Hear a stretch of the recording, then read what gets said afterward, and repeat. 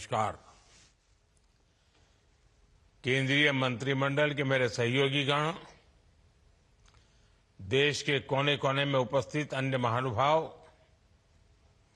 और मेरे युवा साथियों, मैं कल देर रात ही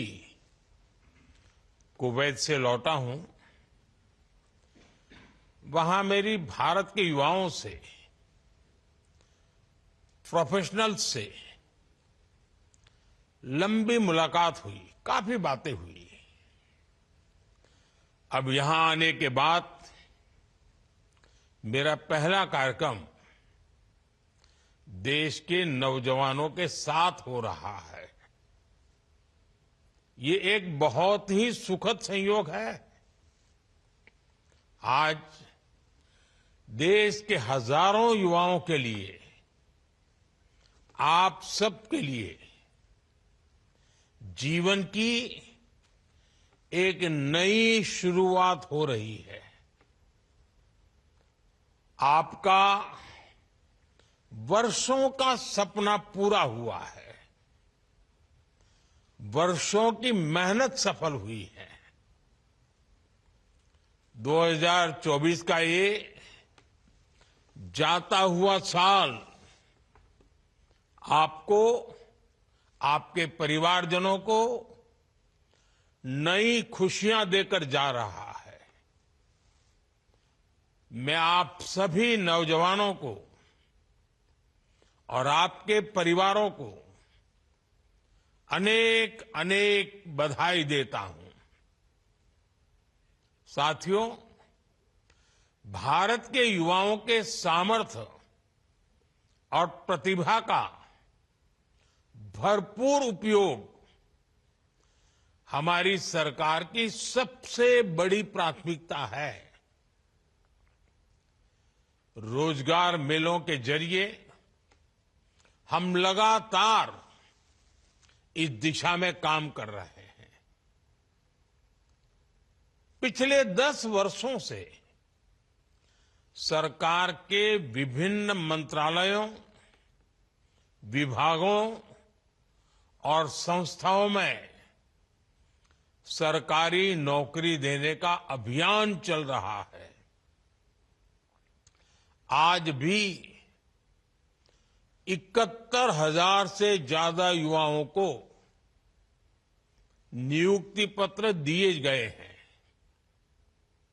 बीते 1-1.5 साल में ही लगभग 10 लाख युवाओं को हमारी सरकार ने पक्की सरकारी नौकरी दी है। ये अपने आप में बहुत बड़ा रिकॉर्ड है।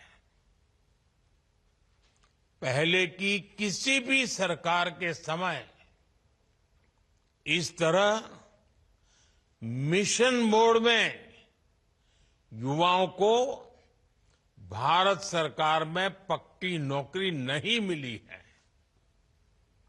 लेकिन आज देश में न केवल लाखों युवाओं को सरकारी नौकरियां मिल रही हैं, बल्कि ये नौकरियां पूरी ईमानदारी और पारदर्शिता के साथ दी जा रही है। मुझे खुशी है कि इस पारदर्शी परंपरा से आए युवा भी पूरी निष्ठा और ईमानदारी से राष्ट्र की सेवा में जुट रहे हैं। साथियों, किसी भी देश का विकास उसके युवाओं के श्रम, सामर्थ्य और नेतृत्व से होता है। भारत ने 2047 तक विकसित भारत के निर्माण का संकल्प लिया है। हमें इस संकल्प पर भरोसा है, इस लक्ष्य की प्राप्ति का विश्वास है। वो इसलिए क्योंकि भारत में हर नीति, हर निर्णय के केंद्र में भारत का प्रतिभाशाली युवा है। आप पिछले एक दशक की पॉलिसीज को देखिए। मेक इन इंडिया, आत्मनिर्भर भारत अभियान, startup India, stand up India, digital India, ऐसी हर योजना युवाओं को केंद्र में रखकर बनाई गई है। भारत ने अपने स्पेस सेक्टर में नीतियां बदली। भारत ने अपने डिफेंस सेक्टर में मैन्युफैक्चरिंग को बढ़ावा दिया और इसका सबसे ज्यादा लाभ भारत के युवाओं को हुआ। आज भारत का युवा नए आत्मविश्वास से भरा हुआ है। वो हर सेक्टर में अपना परचम लहरा रहा है। आज हम दुनिया की 5th लार्जेस्ट इकोनॉमी बन गए हैं। भारत दुनिया का तीसरा सबसे बड़ा स्टार्टअप इकोसिस्टम बन गया है। आज जब एक युवा अपना स्टार्टअप शुरू करने का फैसला करता है तो उसे एक पूरा इकोसिस्टम अपने साथ सहयोग के लिए मिलता है। आज जब कोई युवा स्पोर्ट्स में कैरियर बनाने का प्लान करता है तो उसे ये विश्वास होता है कि वो असफल नहीं होगा। आज स्पोर्ट्स में ट्रेनिंग से लेकर टूर्नामेंट तक हर कदम पर युवाओं के लिए आधुनिक व्यवस्थाएं बन रही हैं। आज कितने ही सेक्टर्स में हम कंप्लीट ट्रांसफॉर्मेशन देख रहे हैं। आज भारत मोबाइल मैन्युफैक्चरिंग में दुनिया का दूसरा सबसे बड़ा देश बन चुका है। आज रिन्यूएबल एनर्जी से लेकर ऑर्गेनिक फार्मिंग तक, स्पेस सेक्टर से लेकर डिफेंस सेक्टर तक, टूरिज्म से लेकर वेलनेस तक, हर सेक्टर में अब देश नई ऊंचाइयां छू रहा है। नए अवसरों का निर्माण हो रहा है। साथियों, हमें देश को आगे बढ़ाने के लिए युवा प्रतिभा को निखारने की जरूरत होती है। ये जिम्मेदारी देश की शिक्षा व्यवस्था पर होती है। इसलिए नए भारत के निर्माण के लिए देश दशकों से एक आधुनिक शिक्षा व्यवस्था की जरूरत महसूस कर रहा था। नेशनल एजुकेशन पॉलिसी के जरिए देश अब उस दिशा में आगे बढ़ चुका है। पहले पाबंदियों के कारण जो शिक्षा व्यवस्था छात्रों पर बोझ बन जाती थी, वो अब उन्हें नए विकल्प दे रही है। अटल टिंकरिंग लैब्स और आधुनिक पीएम श्री स्कूलों के जरिए बचपन से ही इनोवेटिव माइंडसेट को गढ़ा जा रहा है। पहले ग्रामीण युवाओं के लिए दलित, पिछड़ा, आदिवासी समाज के युवाओं के लिए भाषा एक बहुत बड़ी दीवार बन जाती थी। हमने मातृभाषा में पढ़ाई और एग्जाम की पॉलिसी बनाई। आज हमारी सरकार युवाओं को 13 भाषाओं में भर्ती परीक्षाएं देने का विकल्प दे रही है। बॉर्डर जिले के युवाओं को ज्यादा मौका देने के लिए हमने उनका कोटा बढ़ा दिया है। आज बॉर्डर एरियाज के युवाओं को पक्की सरकारी नौकरी देने के लिए विशेष भर्ती रैलियां की जा रही हैं। आज ही यहां सेंट्रल आर्म पुलिस फोर्सेस में 50,000 से ज्यादा युवाओं को भर्ती का नियुक्ति पत्र मिला है। मैं इस सभी नौजवानों को विशेष रूप से अपनी शुभकामनाएं देता हूं। साथियों, आज चौधरी चरण सिंह जी की जन्म जयंती भी है। ये हमारी सरकार का सौभाग्य है कि हमें इसी साल चौधरी साहब को भारत रत्न से सम्मानित करने का अवसर मिला।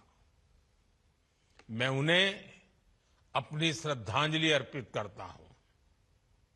आज के दिन को हम किसान दिवस के रूप में मनाते हैं। इस अवसर पर मैं देश के सभी किसानों को, अन्नदाताओं को नमन करता हूं।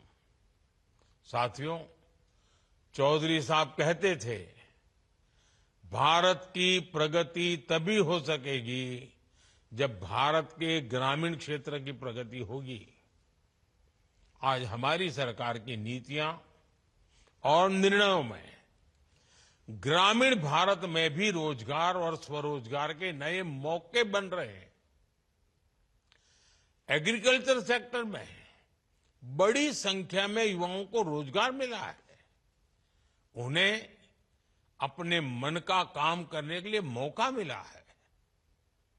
जब सरकार ने गोबर धन योजना के तहत देश में सैकड़ों गोबर गैस प्लांट बनाए तो इससे बिजली तो पैदा हुई, हजारों नौजवानों को नौकरी भी मिली।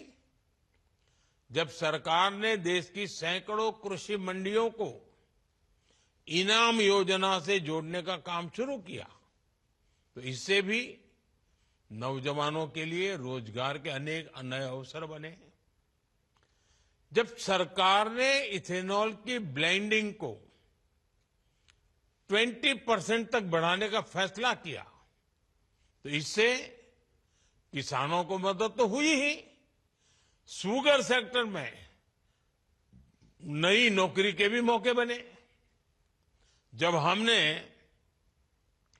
9,000 के लगभग किसान उत्पाद संगठन बनाए, एफपीओज बनाए तो इससे किसानों को नया बाजार बनाने में मदद मिली और ग्रामीण क्षेत्र में रोजगार भी बने। आज सरकार अन्न भंडारण के लिए हजारों गोदाम बनाने की दुनिया की सबसे बड़ी योजना चला रही है। इन गोदामों का निर्माण भी बड़ी संख्या में रोजगार और स्वरोजगार के मौके लाएगा। अभी कुछ ही दिन पहले सरकार ने बीमा सखी योजना शुरू की है। सरकार का लक्ष्य देश के हर नागरिक को बीमा सुरक्षा से जोड़ने का है। इससे भी बड़ी संख्या में ग्रामीण क्षेत्र में रोजगार के मौके बनेंगे। ड्रोन दीदी अभियान हो, लखपति दीदी अभियान हो, बैंक सखी योजना हो, ये सारे प्रयास, ये सारे अभियान हमारे कृषि क्षेत्र में, हमारे ग्रामीण क्षेत्र में रोजगार के अनगिनत नए अवसर बना रहे हैं। साथियों, आज यहां हजारों बेटियों को भी नियुक्ति पत्र दिए गए हैं। आपकी सफलता दूसरी महिलाओं को प्रेरित करेगी। हमारा प्रयास है कि हर क्षेत्र में महिलाएं आत्मनिर्भर बने। गर्भवती महिलाओं को 26 हफ्ते ही छुट्टी के हमारे फैसले ने लाखों बेटियों के कैरियर को बचाया है, उनके सपनों को टूटने से रोका है। हमारी सरकार ने हर उस बाधा को दूर करने का प्रयास किया है जो महिलाओं को आगे बढ़ने से रोकती है। आजादी के बाद वर्षों तक स्कूल में अलग टॉयलेट न होने की वजह से अनेक छात्राओं को पढ़ाई छूट जाती थी।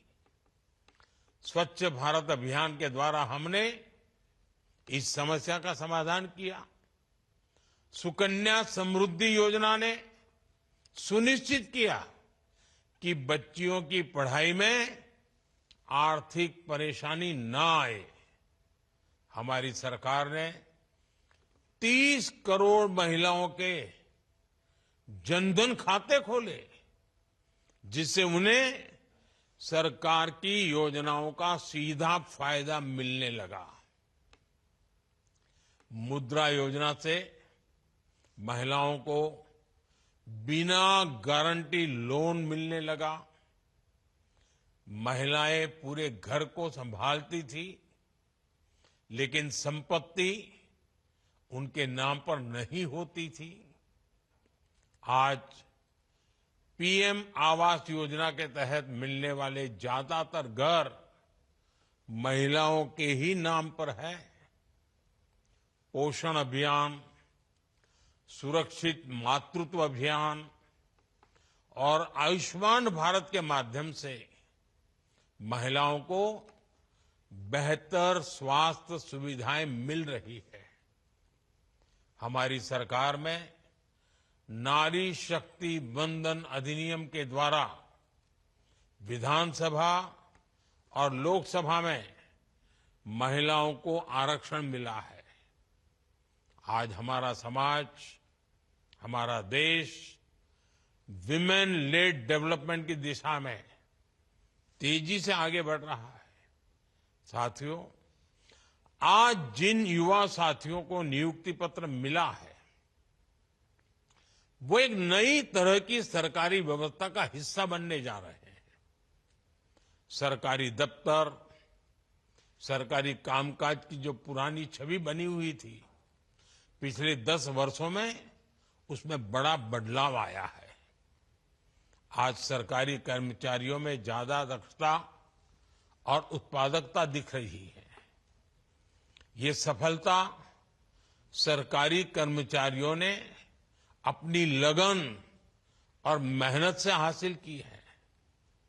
आप भी यहां इस मुकाम तक इसलिए पहुंचे क्योंकि आप में सीखने की ललक है, आगे बढ़ने की उत्सुकता है। आप आगे के जीवन में भी इसी अप्रोच को बनाए रखें। आपको सीखते रहने में आई गॉट कर्मयोगी, इससे बहुत मदद मिलेगी। आई गॉट में आपके लिए 1600 से ज्यादा अलग अलग प्रकार के कोर्स उपलब्ध है। इसके माध्यम से आप बहुत कम समय में प्रभावी तरीके से विभिन्न विषयों में कोर्स कंप्लीट कर सकते हैं। आप युवा हैं, आप देश की ताकत है और ऐसा कोई लक्ष्य नहीं जिसे हमारे युवा हासिल ना कर सके।